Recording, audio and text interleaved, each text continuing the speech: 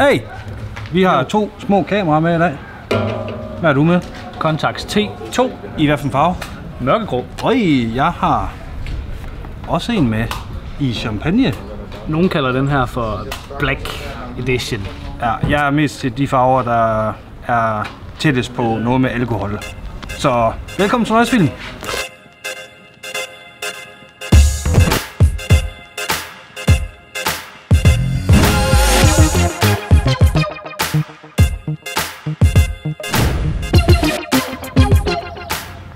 Vi er taget til Smed X Games på Godsbanen i Aarhus, hvor der er skatekonkurrence og noget BMX-konkurrence og boder og good people all around. Yes. Og på vej hernede, der rendte vi ind i Alex Buch. Ja. Og vi rendte ind i Michael Godthåb. Og Kevin Birk, som der er frisør, men han er også begyndt at skyde analog. Eller har gjort det et stykke tid, han kommer også lige om lidt. Ja. Og Stine kommer måske også. Og Stine også, ja, fra Meetup-videoen. Ja, så det er jo super cool fellow. Næsten et meetup igen. Det var meningen, at vi ville lave en video om Contax T2 nu, hvor vi begge to har en. Og så synes vi, det var pisse fedt, hvis man lige kunne tage den 2 forskellige filmruller i, og så kunne man sammenligne dem lidt. Min Contax T2, jeg har proppet en Kodak T-Max 100 i. Jeg har min Contax her. Jeg har stadigvæk lidt billeder tilbage på min portrætfilm, jeg har i, Portræt 160. Men når den er skudt, vil jeg proppe sådan en fætter her i. En Ilford Pen F plus 50. Og så sætter vi på et tidspunkt lige i løbet af videoen, sætter vi lige billederne op ved siden af hinanden, så man kan se lidt forskel. Jeg ved sgu ikke, om man kan se noget forskel. Nej. Men det er meget sjovt lige at tage sådan en Contax med der, og så prøve at skyde ren point and shoot en hel dag. Men der er jo det med det, at jeg har lige fået mit. Ja. Og jeg har købt det for ligesom at få et lidt bedre point and shoot kontra dem alle andre jeg har. Men altså, jeg bruger den som alle andre nok rigtig mange bruger. Altså, tag den op, skyder, bang. Du kan vælge, når du bare kører på manuelt, eller det her så auto. Så kan du lige, man kan godt selv justere blinden, men så derefter så justerer den jo shutteren. Men du skyder lidt anderledes. Enten så kører den jo, eller den kører jo kun i det, der hedder Aperture Priority. Så enten kan du stille aperturen, eller så kan du stille aperturen til auto. Og egentlig så går den fra en 2.8 til en 16, F16. Ja. Men når du stiller den på auto, det er det samme som at stille den på 2.8, så vælger den alt mellem 2.8 og 22. F22. Ja. Jeg bruger den lige nu, jeg er lige i gang med at køre noget forsøg med den. Jeg stiller egentlig bare aperturen på auto, og så kører jeg egentlig fokus, den kører jeg manuelt. Fordi når man holder shutteren halvt inde, så lokker den fokus. Normalvis, når den ikke er i manuel fokus, så lokker den fokus, og så lokker den auto exposure. Men hvis du sætter den i manuel fokus, så kan jeg selv styre exposuren. Og jeg kan godt lide, det er faktisk Jonas Rask, der lige har givet et lille tricktip der. Jeg kan godt lide at eksponere efter højlysene. Eller jeg kan i hvert fald godt lide at prøve på det. Så ved at sætte den i manuel fokus, så kan jeg eksponere efter højlysene. Simpelthen pege den mod noget højlys, låse exposuren, og så styre fokuset. Og så kan jeg recompose. Det er sådan, jeg vil prøve at køre den. Lad os gå ind og sætte skateboard og få flere bajer. Min T-Max 100, den valgte lige at spole tilbage. Jeg aner ikke hvorfor, selvom jeg kun har taget 4 skud. Jeg har ikke nogen batterier med. Jeg tror, det er batteriet, der er galt.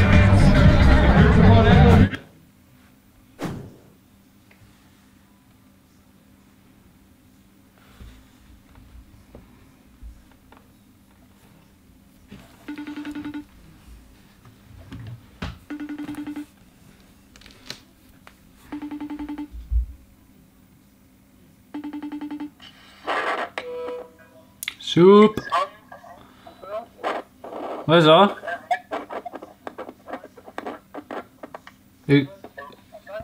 Jeg kan slet ikke høre dig.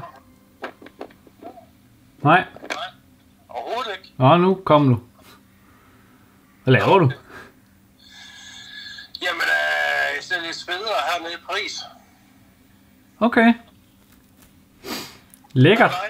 Har du snart den der video færdig? Ja, Det er egentlig derfor, jeg ringer. Hvad så? Jamen, jeg kan ikke få den til at fungere. Altså jo, der er ikke noget i vejen. Jeg synes bare, vi har fået filmet noget braller.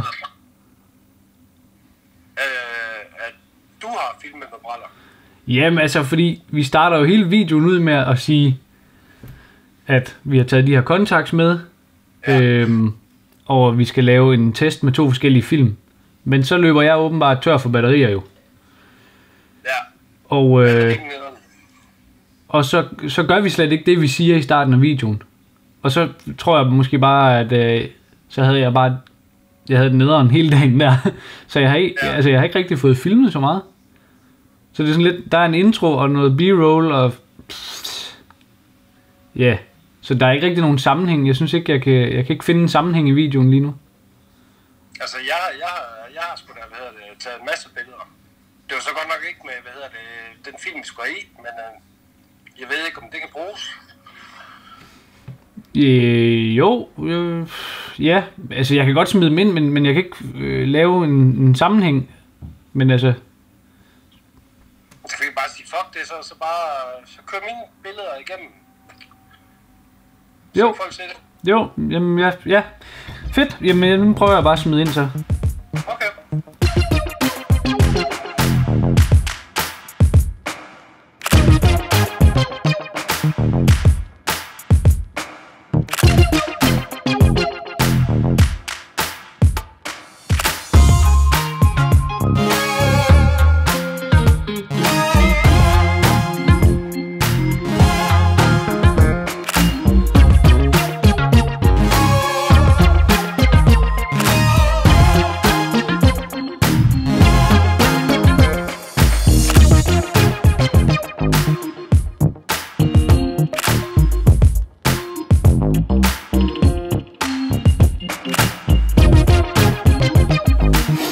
Ja. Jamen det er fede billeder, helt sikkert. Men det vi fortæller jo ikke hvorfor de er der. Men det er måske fint nok. Måske skal det bare være rowdy det her afsnit. Ja, altså jeg synes hvis vi skal køre det afsnit her, så så kan vi lige skal vise hvor meget det kan gå galt med at lave video og billeder og batterier, og jeg skal komme efter dig. Så skal vi ikke bare fyre det op? Jeg har lært en vigtig pointe. Hvad har du lært? Altid have ekstra batterier med. Men altså, der kører noget intro på den her video, og så kører der lidt b-roll, og så fortæller vi nogle løgnhistorier om, hvad vi skal lave den dag, som ikke kommer til at ske. Og så kommer dine billeder jo. Ja, hvad med, Alex? Ja. Jeg synes, at han snakkede et eller andet. Ja, jeg filmede en lille sekvens af ham, der snakkede. Jeg kan ikke engang huske, hvad han sagde, men du har ikke kigget det igennem endnu? Jeg hader det her projekt lige nu, så nej, det har jeg ikke. Kan du bare prøve at spole? Skal vi ikke bare lige vise det? Jo, vi fyrer op for den. Cool. Ja. Jeg har endnu en gang taget en lang tur fra København til det jyske for at skyde lidt billeder. I dag har jeg faktisk kamera med, jeg kan skyde lidt billeder. Min Mamiya. Jeg har sat 6-7, og mit mål var at udfordre mig selv lidt til at træde over mine egne grænser og skyde billeder af nogle nice personer. Så jeg havde lidt sat en challenge for, at jeg skulle gå op til nogle mennesker, jeg ikke kendte, og spørge, om ikke jeg måtte tage et billede af dem. Det er noget, jeg altid godt har vil være bedre til. Så det gjorde jeg, og det var sindssygt grænseoverskridende, men i virkeligheden så snakkede vi om flere af os det her med bare at gå op og gøre det, og sige til folk, hey, du ser mega cool ud, må jeg ikke skyde nogle billeder af dig? Og nogle gange hjælper det også lidt at vise, at det er et analog kamera, man har med at gøre, så det er, bliver folk ikke så skræmte på en eller anden måde. Og jeg har da nået igennem en hel rulle med mennesker, jeg ikke kendte, så det er der er lige et enkelt skatebillede, tror jeg, men ellers er det bare en nice person, jeg har mødt her i Aarhus. Så det kan jeg helt klart anbefale at sætte sig selv de der små udfordringer en gang imellem og sige, jamen hvad vil jeg gerne være bedre til, og så bare gøre det. Alex der, han er rimelig meget sådan linseluder, han er fandme skarp på den der Han er video. super københavner smart. Altså han er i hvert fald klar på at blive filmet, ikke? Det er fandme godt, at han ikke startede Noise-filmen, fordi at, så var jeg ude. Ja, så har vi fået konkurrence til sokkeholderne. Ja, det må man. Han er bare helt skarp. Ja. Men hvis du lagde mærke til det, ikke? Altså, så drak han også kun grøn te hele dagen. Ja. Ja. Nå, hold da kæft. Jeg har hele tiden gået og tænkt over, hvorfor han er så skarp hele tiden. Det er grøn te. Det må jo være fordi, at københavnerne drikker grøn te, og dem fra Jylland, de drikker bajer. Hvad hedder det? Fik du slet ikke filmet, nogle klip fra skate-videoen af? Eller fra skate-konkurrencen? Jo, det gjorde jeg, men det er nærmest også kun B-roll. Altså, jeg har meget B-roll og meget lidt indhold i den her video. Ja. Så det kommer an på, hvor meget B-roll du synes, der skal være med. Jeg kan godt lave en sekvens et eller andet sted. Jamen, det synes jeg. Skal vi ikke? Altså... Lad os rulle en sekvens B-roll.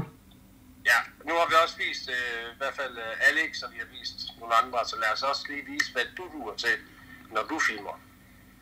Okay? Det er pres. Så skulle jeg nok have filmet noget, der var bedre. Sådan det jo. Cool.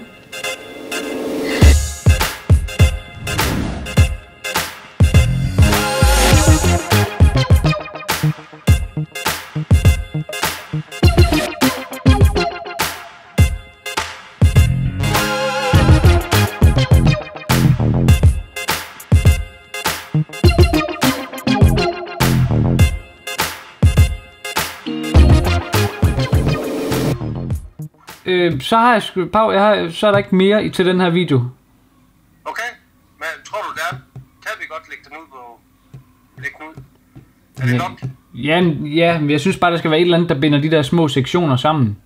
Ja. Men det skal jeg nok finde ud af, inden jeg lægger den ud. Men vi kan så sige, at det her afsnit her, det er simpelthen bare så dårligt, at de kan jo kun... Det kan kun gå opad herfra. Det kan kun gå opad herfra, ja. Det er rigtigt. Fedt, Pau. Hvornår kommer du hjem? Om en uge. Ja. Ja. Fuck, jeg keder mig allerede. Ja, jeg savner også dig helt vildt. Men jeg kommer hjem i morgen, og så i morgen aften, og så rejser jeg til Malaga onsdag, og så kommer jeg først hjem onsdag næste uge. Så busy. Men det er ferie, hvor jeg bare skal drikke bajer og tænke på dig. Ja, det er dejligt. Så er der masser af tid til at ringe til mig. Ja, det er præcis. Cool. Jeg skal bare være sammen med familien, så jeg har masser af tid til at ringe til dig. Fedt. Ja. Men tænker du, at du lægger den op på tuben? Ja, jeg smider den sgu op på tuben. Hvis vi lige kan, inden jeg smider den op, lige filme, du ved, find os på Instagram, husk at like og subscribe. Alt det der, eller ikke husk at like og subscribe, du ved. Hvis du er ny her, så må du gerne subscribe, hvis du kan lide det. Ja. Og så... Alt det der. Yes. Ja. Og så det, du plejer at sige. Nøjesfilm, vi er ude fra. Ses næste gang. Ses næste gang. Men jeg kan jo give et shout-out til Jonas Risvig, fordi jeg gav ham sådan et kamera her. Hvor lang tid er det siden? 2-3 år siden? Det er mega lang tid siden, og han bliver ved med at bruge det, og han har skudt alle sine billeder med det. Han har skudt Medina, Christoffer, Suspekt, alle.